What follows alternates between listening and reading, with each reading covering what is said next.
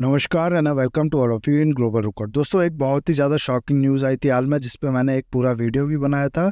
दरअसल हुआ क्या था कि पुतिन के जो शेप कहलाए जाते थे, उनने उनके अगेंस्ट में, यानी कि पुतिन के अगेंस्ट में रेबल कर दिया था। जी हाँ दोस्तों, यहाँ पर आप लोग जो फोटो देख रहे हैं ना, ये जो पर्सन है, ये वही पर्सन है प्रिगोजिन, जो कि वाग्नर ग्रुप के इस समय चीफ हैं। इनको एक टाइम पे पुतिन का शेफ कहा जाता था। कोई भी आप लोग कह लो कि जो वर्ल्ड लीडर था, वो जब रशिया में आता था, क्रेमलिन में पुतिन के साथ मीटिंग अटेंड करता था, तो यही प्रिगोजिन जो थे खाने पीने का पूरा इंतजाम करते थे। साथ ही साथ क्रिमिनल के लिए भी खाने पीने का जो पूरा इंतजाम है, पुतिन के लिए भी खाने पीने का जो पूरा इंतजाम है, वो यही करते थे। पुतिन इन पे इतना ज़्यादा ट्रस्ट करने लगे थे कि एक तरीके से आप लोग कह लो कि प्राइवेट मिलिट्री जो है रशिया की, या फिर पुतिन की ही प्राइवेट मिलिट्री कह लो, उनका इनको चीफ ही बना दिया था। लेकिन हुआ क्या, कल के वीडियो में हम लोग ने पूरा देखा कि इनने पुतिन के अगेंस्ट में बाद में जाके रेबल कर दिया। और ये जो आप लोग कह लो कि बातें थी, ये जो पूरी चीज़ थी, इतनी ज़्यादा बिगड़ गई थी कि फाइनली इनने पुतिन को भी धमकी दे दिया था। ये इनने स्टेटमेंट दिया था कि बहुत ही जल्दी रशिया का एक नया प्रेसिडेंट होगा, क्योंकि पुतिन जो है उनने गलत साइड का सपोर्ट किया। बाखमुत एरिया वाला जो है, जो उसमें हाल ही रशिया ने कैप्चर किया है, वहाँ पर ये पूरा होते हैं। और वहाँ से आप लोग कह लो कि ये जो वीडियोस वगैरह है, ये जो धमकी वगैरह वो देते हैं, और फिर अपने 20 से 25 हज़ार सोल्जर्स लेके ये रशिया के मॉस्को की ओर बढ़ते हैं, यानी कि रशिया की कैपिटल की ओर बढ़ते हैं। सबसे पहले ये रशिया में एंटर करने के बाद रोस्टोव ऑन दोव एक आप लोग कह लो सिटी है। ये बहुत ही ज़्यादा इंपॉर्टेंट सिटी है पूरे इस एरिया के लिए। यहाँ पर साउदर्न मिलिट्री कमांड जो है रशिया का, उसके हेडक्वार्टर्स है। तो यहाँ पर सबसे पहले ये आप लोग कह सकते हो कि कब्जा करते हैं। जितने भी मिलिट्री फैसिलिटीज़ होती है, जो भी इंस्टॉलेशन होते हैं मिलिट्री द्वारा लगाए जाते हैं, इवन के हेडक्वार्टर, इन सबको कब्जा लेते हैं। और फिर यहाँ से ये बढ़ते हैं एक दूसरी सिटी की ओर, जिसका नाम है वोरोनेज। इस रास्ते में आप लोग कह लो, या फिर वोरोनेज होने के बाद आप लोग कह लो कि रशिया की जो आर्मी है उसका और इस वागनर ग्रुप का जो क्लैश है वो होता है। रशियन आर्मी के जो हेलीकॉप्टर्स हैं वो इस पे अटैक करते हैं। इसके कई आप लोग कह लो कि कॉन्वॉय जो है, इसके कई सोल्जर जो हैं इसको मार देते हैं। कई व्हीकल्स जो होते हैं वो इनके डिस्ट्रॉय हो जाते हैं। और साथ ही साथ इस तरह की भी न्यूज़ आती है कि वागनर ग्रुप भी जो है वो रशिया के आर्मी के जो हेलीकॉप्टर्स हैं उनको मार गिरा देते हैं। तो थोड़ा बहुत हीट एक्सचेंज आप लोग कह सकते हो दोनों के बीच में यहाँ तक होता है। और फिर धीरे धीरे ये करते हुए 200 किलोमीटर जो है मॉस्को का, वहाँ तक पहुँच जाते हैं। सिर्फ 200 किलोमीटर दूरी पे ये होते हैं मॉस्को से। और इसको देखते हुए जो रशिया की एजेंसीज थी, रशिया की आर्मी थी और बाकी भी डिफेंस फोर्सेस थी, वो पूरी तरीके से एक्टिव हो जाती है आप लोग कह लो। तो ये सब चीज़ चल ही रहा होता है। रशिया की जो फोर्सेज होती है वो एक्टिव हो। मॉस्को के ऐसा न्यूज़ आया था कि इर्द गिर्द जो है वो काफ़ी ज़्यादा गड्ढा क्रिएट कर दिया जाता है, ताकि बहुत आसानी से ये मॉस्को की ओर ना बढ़ सके। थोड़ा बहुत आप लोग कह लो कि जो डिले है इनके मॉस्को पहुंचने के लिए वो हो जाए। साथ ही साथ ब्रिज वगैरह, इस तरीके की जो इंफ्रास्ट्रक्चर जिसके थ्रू ये आ सकते थे मॉस्को में, उसको डिस्ट्रैक्ट कर दिया जाए। तो ये सब चीज़ चल रही थी दोनों तरफ से। लेकिन तभी बीच में एक ऐसी न्यूज़ आती है जो बहुत ही ज़्यादा आप लोग कह सकते हो कि पूरी जो सिचुएशन थी उसके अकॉर्डिंग थोड़ा बहुत शॉकिंग होती है। न्यूज़ ये होती है कि वागनर ग्रुप जो है इसने रेबेलियन के अगेंस्ट में यू टर्न ले लिया है, यानी इसने रेबेलियन को छोड़ दिया है। तो अचानक से आप लोग कह सकते हो कि जिस चीज़ को एक टर्निंग पॉइंट कहा जा रहा था पुतिन के लिए, गेम चेंजिंग इवेंट कहा जा रहा था रशियन यूक्रेन वॉर में, अचानक से ये पूरी चीज़ जो है ये शांत हो जाती है। ना सवाल यहाँ पर है कि अचानक ऐसा क्या हो गया। तो हुआ क्या, देखो, जो बेलारूस के प्रेसिडेंट है ना, वो एंटर करते हैं पूरे पिक्चर में। वो कहते हैं मेरे पास एक डील है अच्छी, जिससे दोनों पार्टी जो है इसका फ़ायदा होगा। और वो अपनी डील देते हैं। और जिसके बाद आप लोग कह सकते हो कि पुतिन की भी और ये जो वागनर ग्रुप के चीफ हैं इनकी भी एक तरीके से जान बच गई। इनकी जान क्यों बच गई, पुतिन की क्यों बच गई, ये मैं पूरा आप लोग को बताऊंगा आगे। बस आप लोग बने रहना वीडियो में। दरअसल हुआ क्या कि ये जो वागनर ग्रुप अपने सोल्जर्स लेके रशिया में एंटर किया था, मॉस्को की ओर बढ़ रहा था। ये वागनर ग्रुप के चीफ जो है ये देख रहे थे, ये उनको समझ में आ रहा था कि कहीं ना कहीं ये जो है ये फंसते जा रहे हैं। आगे एक ऐसा डेड ब्लॉक क्रिएट हो गया था कि ना ये आगे बढ़ सकते हैं ना पीछे हट सकते हैं। क्योंकि ये चीज़ जिसको शुरुआत में आप लोग कह सकते हो कि ये कहा जा रहा था कि टर्निंग पॉइंट है, और 1917 का जो रशियन रिवॉल्यूशन है उससे भी कंपेयर किया जा रहा था। ये भी कहा जा रहा था कि रशिया में सिविल वॉर जो है उसकी शुरुआत हो चुकी है। लेकिन अचानक से क्या हुआ ना कि एक तो रशियन फोर्सेस द्वारा जो लिए गए डिसीजंस थे, जो लिए गए आप लोग कह सकते हो इसको रोकने के लिए स्टेप्स थे वो, और उसके अलावा बहुत सी ऐसी चीज़ें हुई जिनने आप लोग कह सकते हो कि मनोबल जो है प्रिगोजिन का वो तोड़ दिया था।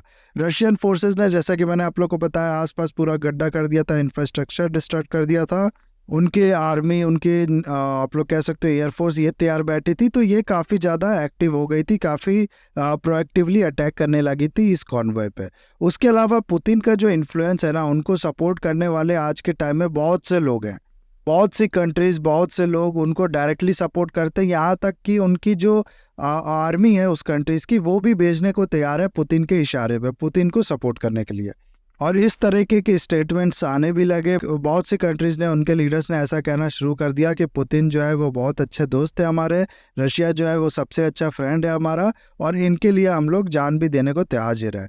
हुआ क्या कि देखो, चेचेनिया वॉरलॉर्ड का नाम आप लोग ने सुना होगा, चेचेनिया नाम आप लोग ने काफ़ी ज़्यादा सुना होगा, इसकी तरफ से पूरा पुतिन को सपोर्ट मिलने लगा। ये मॉस्को पहुंच भी गए इनके अगेंस्ट में, वागनर ग्रुप के अगेंस्ट में लड़ने के लिए। उसके बाद अफ्रीका की हम लोग बात करें तो अफ्रीका में कुछ कंट्रीज़ ने, जैसे कि युगांडा एक कंट्री से, युगांडा के जो प्रेसिडेंट है इस समय, उनके बेटे और कमांडर ऑफ स्पेशल फोर्स जो है, उनकी तरफ से ये स्टेटमेंट आया था कि युगांडा जो है वो अपने सोल्जर्स भेजेगा अगर ज़रूरत पड़ी तो पुतिन को सपोर्ट करने के लिए।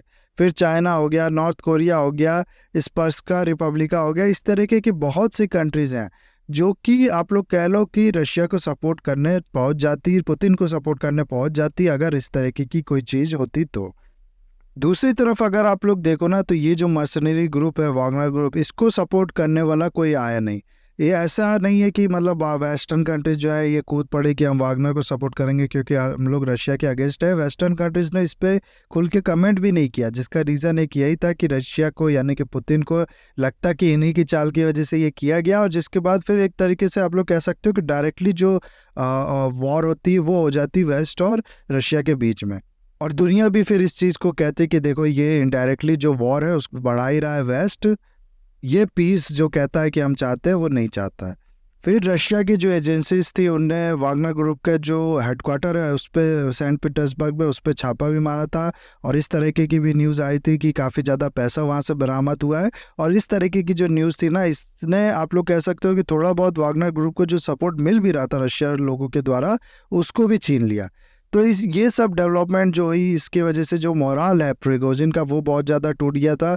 इनको एक चीज़ ये समझने आने लगी थी कि ये मॉस्को पहुंच भी जाते तो पूरी तरीके से जो गवर्नमेंट है उसको टॉपल कर नहीं पाएंगे, क्योंकि रशिया के पास भी मिलिट्री है, अच्छी खासी मिलिट्री है, सपोर्ट करने वाले लोग भी हैं। तो ये चाह रहे थे कि अब पीछे हटते तो अब इनकी बेइज्जती भी बहुत ज़्यादा होती कि गए थे पुतिन के अगेंस्ट में रेबल करने और कुछ इनको नहीं मिला। ऊपर से पुतिन को भी अपना दुश्मन बना बैठे है।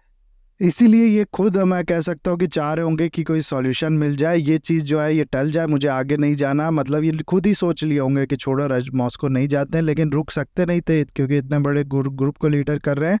और तभी हुआ क्या कि बेलारूस के जो प्रेसिडेंट है अलेक्जेंडर लुकाशेंको, इनकी तरफ से एक मीडिएशन करने का ऑफर जो है वो आया दोनों पार्टीज को। इनने मीडिएट किया, एक एग्रीमेंट सामने रखी जिसको रशिया ने भी मान लिया। रशिया का भी मानना यहाँ पर ज़रूरी था क्योंकि जितने देर तक ये चीज़ें चलती उतनी देर तक इसके जो वॉर एफर्ट्स थे यूक्रेन के साथ वो कमज़ोर होते, और इस चीज़ को फिर प्रिगोजिन जो है इनने भी मान लिया मजबूरी में। ऐसे ही उनकी जान, उनकी इज्जत, सब कुछ थोड़ी देर के लिए बच गई, क्योंकि नहीं मानते, ये लगातार आगे बढ़ते रहते तो पुतिन का भी हो सकता था गुस्से का सामना इनको करना पड़ता। नौ सवाल यहाँ पर यह आ रहा था कि क्या इस एग्रीमेंट में कहा गया है, क्या क्या चीज़ें जो है दोनों पार्टीज ने मानी है, एग्री किया है इस पे, उसके बारे में अगर आप लोग देखो तो सबसे पहले तो इस एग्रीमेंट में ये कहा गया है कि जो भी प्रिगोजिन के अगेंस्ट में क्रिमिनल चार्जेस है उसको तुरंत ड्रॉप कर दिया जाएगा। वागनर ग्रुप के जो सोल्जर्स जिसने इस पूरे म्यूटिनी में पार्टिसिपेट किया था, उनके अंदर भी कोई आप लोग कह सकते हो कि चार्जेस जो हैं वो भी ड्रॉप कर दिए जाएंगे। प्रिगोजिन को रीलोकेट कर दिया जाएगा बेलारूस में, यानी कि ये बेलारूस में जाके रहेंगे, रशिया में ये नहीं रहेंगे, और जो भी ये ट्रुप्स है ये दोबारा बाखमुत वाला जो एरिया है वहाँ पर चली जाएगी। प्लस जो भी ये मिलिट्री इंस्टॉलेशन, इस तरीके की चीज़ वागनर ग्रुप ने कैप्चर किया है रशिया की मिलिट्री का, उसको ये लोग वापस करेंगे। और इस तरीके की कई डील जो है, कई एग्रीमेंट जो है, दोनों पे ये लोग एग्री करते हैं, जिसकी वजह से आप लोग कह लो कि सिविल वॉर या फिर ब्लडशेड जो भी होने वाला था रशिया के अंदर, एक तरीके से आप लोग कह लो कि रशिया की जो प्रॉब्लम बढ़ने वाली थी वो टल जाती है थोड़ी देर के लिए। प्रिगोजिन की जान भी इससे बच जाती है, क्योंकि ये आगे बढ़ते तो हो सकता था कि ये छोड़े भी नहीं जाते। लेकिन ऐसा भी बहुत लोगों का कहना है कि ये जो इनकी जान बची ये बस थोड़ी देर के लिए है, क्योंकि थोड़े भी आप लोग देखो तो पुतिन के अगेंस्ट में जो क्रिटिक्स होते हैं उनके, जो पुतिन के अगेंस्ट में आप लोग कह सकते हो कि वो बात करते हैं या फिर यूक्रेन वॉर के अगेंस्ट में बात करते हैं, तो बहुत से ऐसे लोग हैं, बहुत से ऐसे बिजनेसमैन, एक तो इंडिया में भी हुआ था, जो कि छत से गिर जाते हैं और उनकी जान चली जाती है। तो ये कहा जाता है कि पुतिन अपने क्रिटिक्स को कभी नहीं छोड़ते हैं, और इनने तो सिर्फ क्रिटिसिज्म नहीं, एक तरीके से कि आप लोग कह लो रेबल जो है वो तोड़ दिया था, एक पूरा कंप्लीट धोखा दिया था पुतिन को। तो इनको पुतिन कैसे छोड़ देंगे? इसलिए ये कहा जा रहा है कि ठीक है, थोड़ी देर तक जब पुतिन बिजी है यूक्रेन वॉर में, तब तक ये जिंदा है, लेकिन एक दिन ऐसा आएगा जब ये भी छत से गिर जाएंगे। तो देखते हैं आगे क्या होता है, वो तो खैर अलग चीज़ है।